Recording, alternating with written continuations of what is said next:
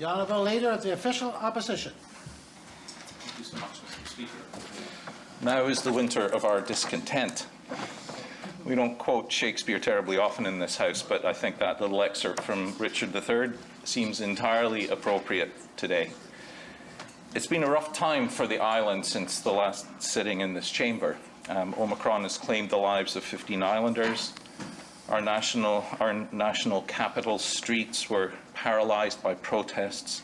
Friends and families have endured continued isolation from each other as yet another wave of the pandemic swept around the world and across our province.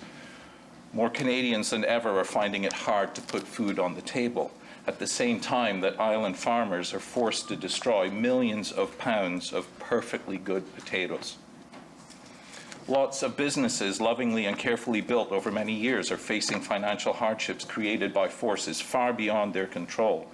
And unsurprisingly, many people are struggling with mental health issues.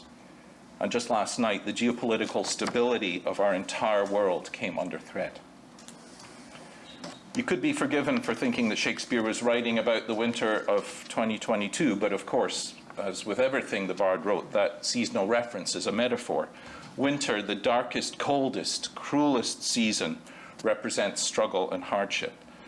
And we all know the first line of that soliloquy, but to understand all that is being said in that speech, you need to read all of it, the rest of the speech.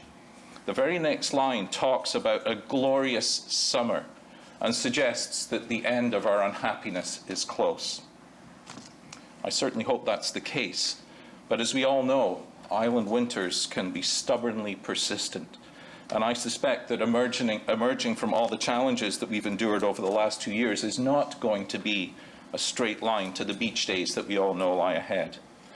It will likely be more of a stutter step, an awkward stumbling around potholes and through mud that are cluttering the road ahead.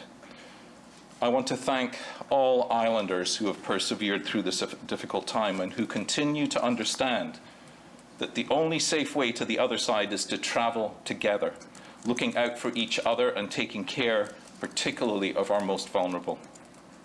I hope that all of the divides, large and small, local and global, can be bridged and healed quickly. Thank you, Speaker.